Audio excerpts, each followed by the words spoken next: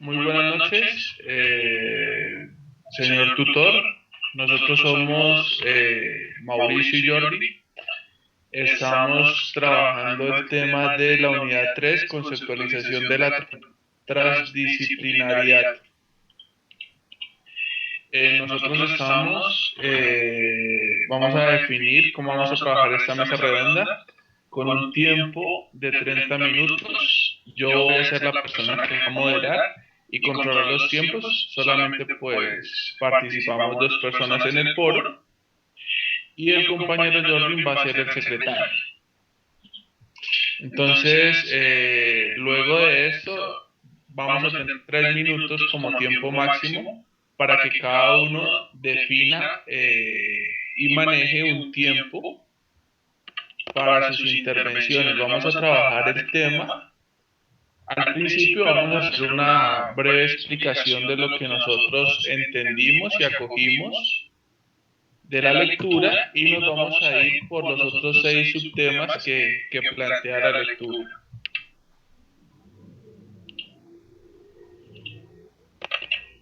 Entonces, lo primero que vamos a hacer es, pues, en el prólogo, pues, comprendimos que la transdisciplinariedad intenta superar la percepción que se hace del conocimiento. De esta manera, pues, nosotros vemos cómo se empieza a manejar el tema de estudio del conocimiento. Entonces, el conocimiento no puede ser fraccionado de un solo sujeto cuando se está evaluando una sociedad y no se puede medir el conocimiento de esa sociedad desconociendo el entorno del sujeto. Entonces, para poder calificar el sujeto, se tiene que calificar el sujeto y se tiene que calificar su entorno. ¿Sí? Cuando se hace esta situación, esa suma de conocimientos individuales lo que nos puede permitir enriquecer la multidisciplinariedad. Hasta ahí mi intervención y pues le doy la palabra al compañero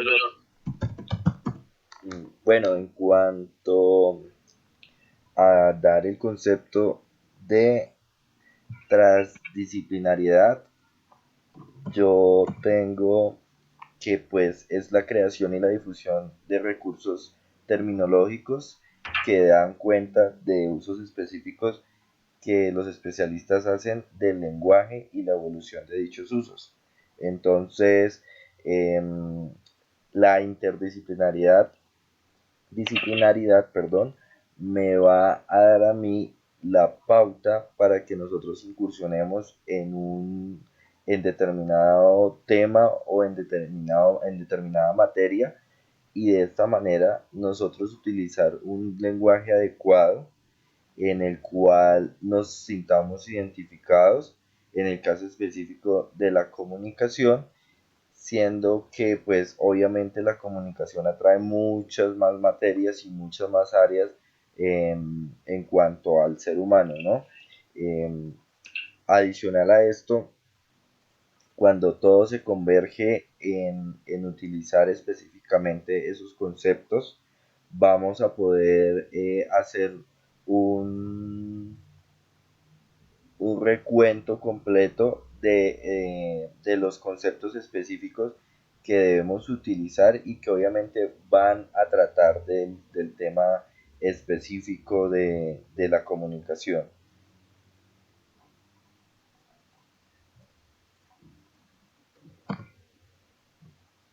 Veo que el compañero Mauricio dice que tiene la transdisciplinariedad una, un conocimiento sumado de saberes y teorías extraído de diferentes áreas o disciplinas del conocimiento en pro de verdades con múltiples perspectivas. Creo que la transdisciplinariedad va pues de la mano de la interdisciplinaridad, ya que como tal en algún punto se encuentran y es en el que obviamente tienen todas un conjunto de conceptos. Yo pienso que ahí es donde se están como encontrando las dos, ¿no? Solo que una mira obviamente con enfoques específicos a la materia y la otra ya lo mira como tal con enfoques específicos a la práctica. Ese es precisamente pues mi intervención acerca de ese concepto. Listo. Entonces, pues ya pasamos al punto número uno, que son las dificultades del proceso conceptual. Pues en esta parte encontramos que es en el origen de las palabras y la comprensión del significado, la interpretación y la asimilación por medio de analogías y metáforas. Entonces, pues en estas dificultades del proceso conceptual, nosotros nos encontramos con la interpretación que podemos hacer de los términos y cómo la llevamos a nuestras realidades, ¿sí? Cómo de pronto tenemos que ir hasta la esencia y unas palabras nos ayudan a definir otras, o cómo llegamos a las esencias de cada palabra, ¿sí? Para encontrar su significado. Digamos un caso muy curioso que me llamó la atención fue en la lectura cuando se explicó el tema de los rayos X, ¿sí? Que palabras de pronto hasta por accidente se puede llegar a una definición. Y eso enriquece el concepto de conocimiento de una sociedad. A hacer mi aporte pues, de ese tema, pues más que todo es de analogías y metáforas lo que escribe esta primera parte de las dificultades del proceso conceptual, ¿sí? Es buscar la esencia de las palabras, es definirlas y eso es lo que nos invitaron los pensadores que menciona la lectura. Mm, Bueno, en cuanto a las dificultades del proceso conceptual, siempre debemos encontrarle a cada término que utilicemos en el área específica la relación para la cual la estamos utilizando, ¿no? Porque pues de pronto tenemos una palabra para una función, pero a la vez esa palabra que me determina una función me puede determinar también un artefacto o algo físico, alguna herramienta física con la cual nosotros estemos también trabajando en el mismo campo, pero obviamente que me va a dar diferentes instrucciones. Creo que ahí es donde podemos materializar más o menos lo que quiere decir la dificultad del proceso en cuanto a asimilar un concepto y en cuanto a poderlo tomar este concepto para la materia o para el campo en el cual estemos trabajando. Sí, yo creería que en esta parte nos encontramos los dos en que pues lo que estamos a lo que nos referimos o lo que comprendemos de la lectura es la parte semántica del lenguaje y su definición y su apropiación por parte de los individuos. Mm, Recordemos pues que desde la lingüística la terminología siempre debe cumplir pues su función en cuanto al léxico especializado y pues obviamente cumpliendo con los criterios temáticos o pragmáticos.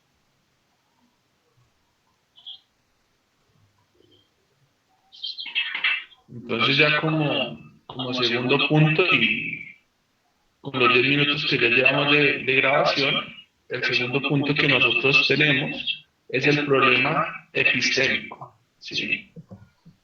Y allí nos habla la lectura de la conceptualización clásica, ¿sí? Que es insuficiente e inadecuada para las características y las realidades de la sociedad del siglo XX. ¿Sí? Ahí nos hablan de un enfoque todo social, donde la teoría critica la acción comunicativa que enfatiza la actividad crítica del sujeto. Entonces, aquí ya empiezan a enfocarse la lectura en buscando el concepto de transdisciplinariedad, ¿sí? En que el ser o la persona, ¿sí?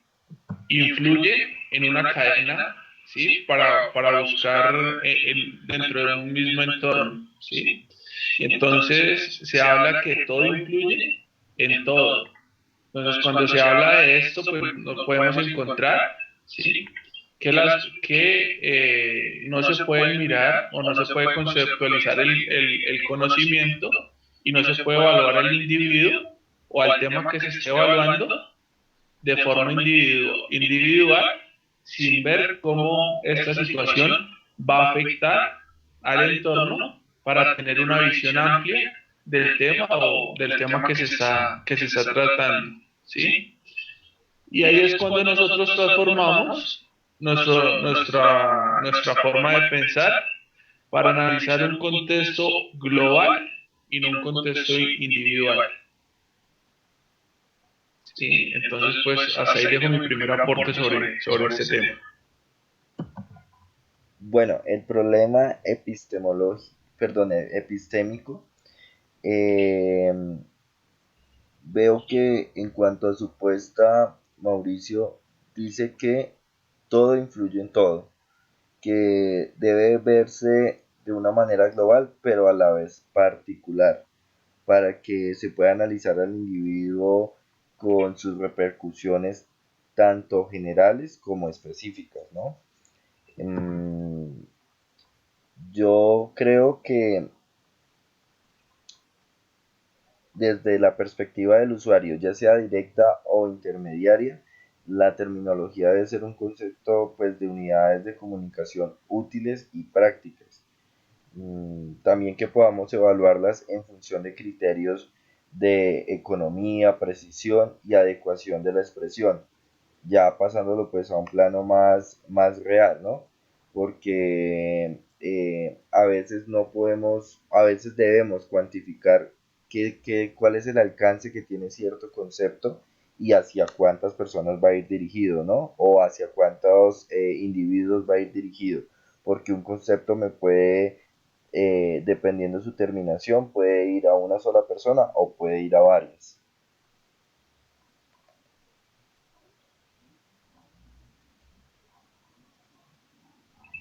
Ahí también es de resaltar la interdependencia, ¿sí? Que se crea en los diferentes sujetos, ¿sí? Para precisamente para resaltar la parte de que todo influye en todo. Entonces, pues, esa interdependencia que se genera entre los diferentes actores es la que permite la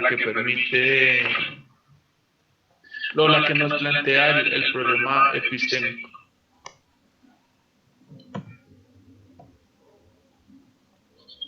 Pasamos al otro punto ya, Jordi. Sí, pasemos por favor al siguiente punto. Entonces, el tercer punto que nosotros tenemos ahí es el paradigma sistémico. ¿Sí? Entonces, ahí en esa parte ya nos hablas de un cambio de paradigma de la ciencia derivado de la física contemporánea. O sea, la física empieza a sustentar la parte científica en el contexto de que el hombre se tiene o el hombre empieza a buscar sus conocimientos, ¿sí? Y una definición nueva del universo, pero con un enfoque científico, con una sustentación científica, ¿sí? Entonces ya en esa parte las ciencias están compuestas por diferentes elementos o partículas que son dinámicas, ¿sí? Para su comprensión están estructuradas en algo donde todos sus elementos están relacionados. Entonces, nuevamente, es como un poco la parte, hasta como lo podríamos ejemplarizar, como la parte del cuerpo, ¿sí? Todos en función de todos los órganos o o todas las partes están en función de algo para generar un todo, o si hablamos de la parte de conocimiento, pues sería de conocimiento en una sociedad, pues cada integrante de una sociedad está en función de otra persona, ¿sí? Entonces ya sí, también se puede hablar de un todo polisistémico, ¿sí? Que los diferentes sistemas, como vemos en la parte del cuerpo, trabajan para un objetivo y ahí sí se puede mirar, digamos, lo que es, digamos, el cuerpo humano, pues en esa parte de ejemplo. Entonces, ahí nos hablan que todo es polisistémico. Hasta ahí mi aporte de esta parte de Jordi. Bueno, en cuanto a que nosotros hablemos de si hay un paradigma sistemático en cuanto a la comunicación, em, yo me atrevo pues a indicar que pues hay muchas teorías que proponen o hacen propuestas para otras ciencias, pero no necesariamente una disciplina propia a la cual nos debe a pensar como un objetivo científico en el caso de la comunicación. Mm, Hay muchos fenómenos comunicativos en un marco pues general que podemos proponer, y desde allí sí podemos convertir la comunicación en un objeto de estudio, siempre y cuando nosotros la pongamos en un marco donde, donde varias personas o varios individuos puedan aportar, y de esta manera pues obviamente crear una secuencia en cuanto, en cuanto a la relación que puede tener con otras ciencias o con otras materias. Sin embargo, siempre, aunque esté relacionada, siempre va a tener obviamente un tema centrado y específico con el cual podamos trabajar necesariamente en cuanto a la comunicación, sin necesidad pues obviamente de abordar otro tipo de materias, otro tipo de campos, ¿verdad? Mm, Obviamente hay elementos que al momento de relacionarlos hacen que se toquen, pero pues no debemos entrar en todos esos términos que abordan los demás campos, porque pues ahí nos estaríamos como perdiendo de la función o de la misión en el cual nos estamos enfocando, que es en estudiar la comunicación ya como ciencia, y que obviamente trae conceptos y es una disciplina que aborda solamente un, un marco en el cual nosotros podamos enfocarnos y poder de él pues obviamente aprender mucho, y a su vez que podamos tomar para nuestra profesión y ética, ¿no? Pues en esa parte también los ejemplos que pone la lectura, pues para mí es un poco diciente en la parte que, digamos, no se puede evaluar un elemento sin evaluar su entorno, ¿sí? Entonces ahí está, digamos, el caso de la violencia o el caso de la pobreza. No se puede atribuir que existe pobreza por solamente evaluar un caso de una persona que tiene unas carencias económicas, sino que se tiene que ver es el entorno donde la persona está y sí evaluar ya un ambiente de pobreza, siempre y cuando pues se cumplan unos requisitos de las personas que definan qué es pobreza, pero sí evaluando el entorno para llegar a esa conclusión, digamos, de pobreza o de violencia. Estamos en el minuto ya 20 de la grabación, entonces vamos a pasar ya al cuarto punto, que es lógica dialéctica, ¿sí? En este punto, pues se trata pues a mí me gusta más que todo hablar es con ejemplos. Yo creo que el ejemplo pues enseña y de una forma muy clara y didáctica pues nos ayuda a la comprensión de los temas. Entonces pues en esa parte nos muestran el ejemplo del reloj, ¿sí? Que no podemos, o sea, que no, se pueden ver una parte, sin ver un todo, pero no se puede ver un todo sin ver una parte. Entonces, en la parte del ejemplo, es que nosotros podemos ver las partes de un reloj, ¿sí? Pero no podemos comprender el concepto del tiempo solamente por haber visto el reloj, ¿sí? Entonces, nos maneja que los datos no son separables desde la teoría y es la interpretación de los datos, ¿sí? Y que nuestro conocimiento, ¿sí? Nunca es un conocimiento total, ¿sí? El conocimiento que nosotros tengamos de algo nunca va a ser un conocimiento total, sino que es un conocimiento parcial y que con el paso del tiempo o con el cúmulo y con la experiencia que nos da la misma vida, pues aumentamos, ¿sí? Nuestro conocimiento y se va enriqueciendo nuestro conocimiento. Compañero Jordi, le doy la palabra. Mm, bueno, en cuanto a que nosotros no podamos inferir en un todo sin conocer sus partes en su articulación de un todo, mm, yo pienso que específicamente cuando encontramos, por ejemplo,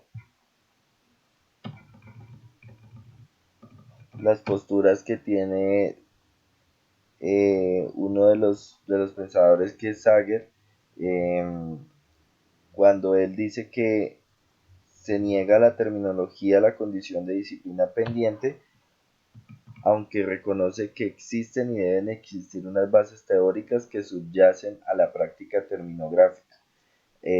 Pues yo lo pongo como ejemplo porque obviamente nos está dando de que la terminología o, o tener la ciencia interdisciplinar implica de que esta sea independiente, pero a la vez obviamente hay cosas a las cuales no podemos obviar, que son prácticas de terminográfica que pues ya van más un poco más a temas a temas estructurados y que obviamente uno no puede abarcar ciertos temas sin haber sin haber conocido ciertas partes, pero que a su vez uno debe ser consciente de que esas partes que conoce aún pueden ser escondidas para otras personas y que al momento de realizar o de utilizar un lenguaje mmm, me va a llevar a mí a que pues sea entendido o no, de acuerdo pues al conocimiento que ya tienen los demás individuos acerca de esos términos que yo estoy utilizando. Esa parte, de acuerdo.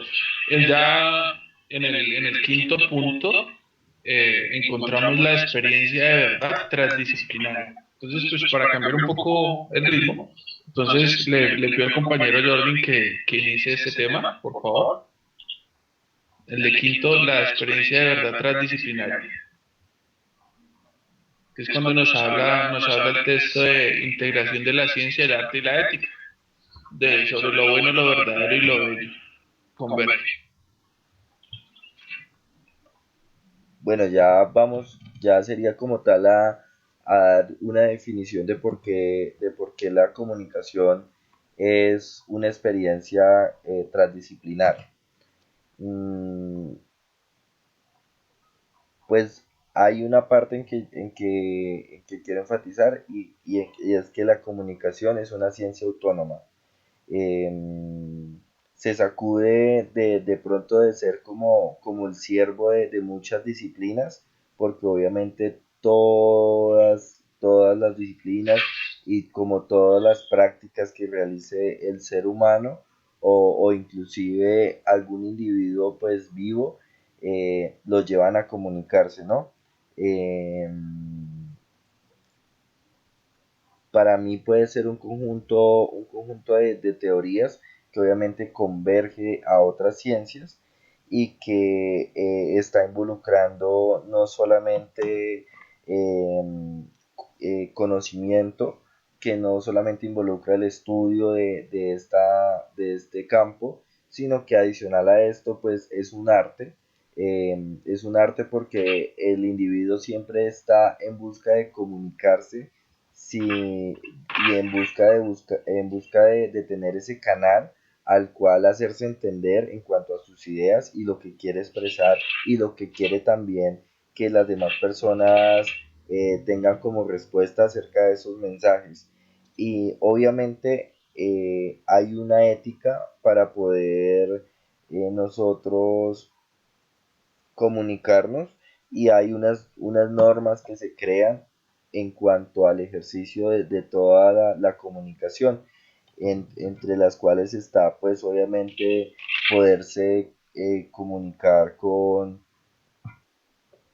respeto, poder otorgar los espacios para que una persona exprese sus ideas y a la vez pues los demás puedan responder. Yo pienso que ese es un claro ejemplo de cómo nosotros podemos tener la ética trabajando en la comunicación, unido a estos tres factores fundamentales que son entonces la ciencia, el arte y la ética, para que la comunicación cumpla su función de ser transdisciplinaria. Creo que pues esa es mi ponencia frente a este tema, Mauricio. Pues ahí sí yo tengo una diferencia, es en el tema de que usted nos hablaba que era autónoma, ¿sí?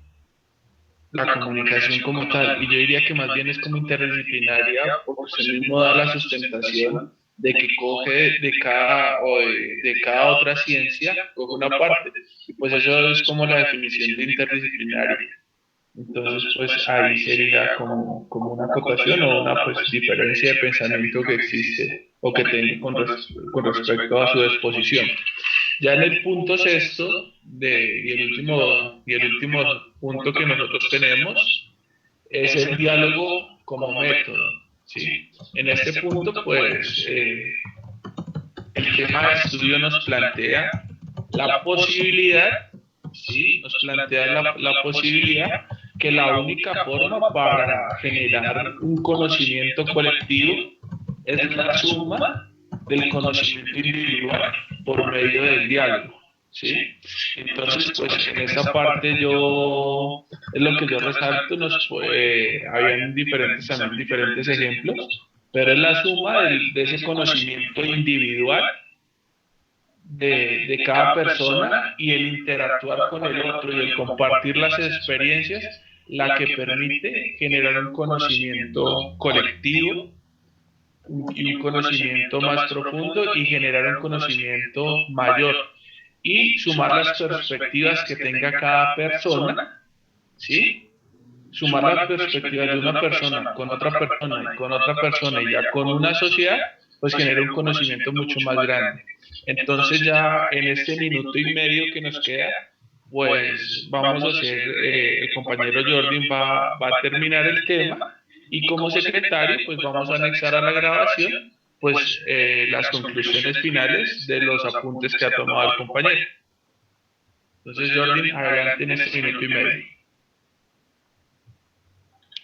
Bueno, en cuanto a la última parte del diálogo como método, mmm, damos que el diálogo es el mejor método para poder tener o es la mejor herramienta para que el hombre pueda fortalecer y pueda tomar el conocimiento de otras personas y obviamente esas otras personas también se complementen, ¿no? Mm, yo pienso que el ejercicio del aprendizaje continuo parte también sobre ese diálogo. No solo basta con que uno exprese ciertas ideas, sino que también el individuo le aporte a los demás experiencias, ¿no? Cuando un individuo en un grupo aporta experiencias, hace que ese diálogo se vuelva más interesante. No solamente influyendo con ciertos temas teóricos, sino pues obviamente haciendo partícipes a todos de esas experiencias en las que tal vez se encuentren más individuos y de esa manera ellos puedan enriquecerse de una manera más práctica y didáctica, ¿verdad? En cuanto ya a las conclusiones que he logrado tomar aquí en, en nuestra media hora de debate, pues podemos tener que en la primera parte el conocimiento no puede ser fraccionado. Para poder calificar al sujeto se debe calificar su entorno y la suma de conocimientos individuales.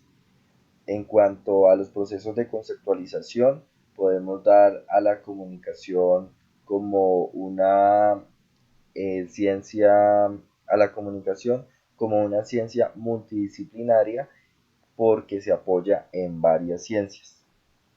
Esto es básicamente lo que pude tomar en cuanto a conclusiones.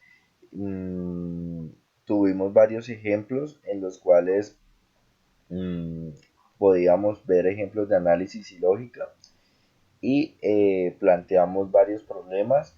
El principal problema era el por qué la comunicación era una ciencia interdisciplinar y pues creo que todos llegamos a la conclusión que esta realmente se apoya en otras ciencias, obviamente sin dejar de lado todo el esquema de conceptos y todo el mundo de teorías que obviamente va a abarcar y que ha abarcado durante siglos el estudio de la ciencia y no solamente como un campo para cada una de las otras ciencias que existen como la biología, la química, la administración, sino que obviamente para que existan esas otras ciencias debe existir primero la comunicación. Listo, compañero Jordan, entonces muchísimas gracias. Gracias a usted, Mauricio, por estar presente en el debate. Gracias por aportar, obviamente, todo su conocimiento y pues todos sus conceptos y, acerca de este tema que nos competía pues en este momento a nosotros debatir, que obviamente sacamos unas conclusiones y que esperemos mmm, nos haya de pronto dado aclaraciones, tanto para mí, a mí me aportó a aclarar algunas dudas que tenía y que a veces uno no, con la lectura como que no logra aclararlas o tenerlas un poco más enfocadas.